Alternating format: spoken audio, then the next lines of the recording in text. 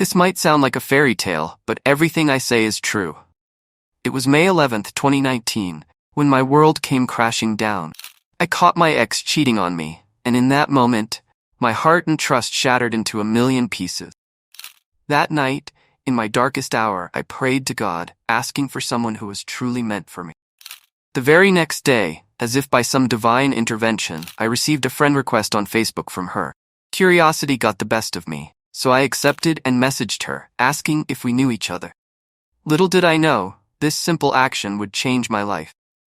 It turns out, she found me on a website called Math Stack Exchange, where we both discussed our math problems.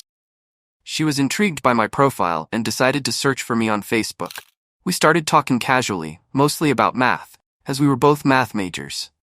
Over time, our conversations became more frequent, and we eventually exchanged phone numbers. On my birthday, I asked her for a video call as a gift. She agreed, and that's when everything began to change. Our discussions shifted from math to life, and we began to understand each other on a deeper level. After a couple of months, on February 29th, 2020, we expressed our feelings for each other. But just as we were beginning our journey together, the pandemic hit, keeping us apart.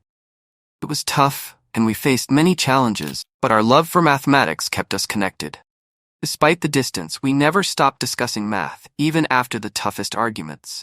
We couldn't meet until after the second wave of COVID, despite planning several times. Finally, on July 10th, 2021, we had our first meeting. It was late in the evening, dark, but I recognized her from afar. I walked towards her and hugged her tightly. It was magical, like a dream come true. As the months passed, we began planning our future together.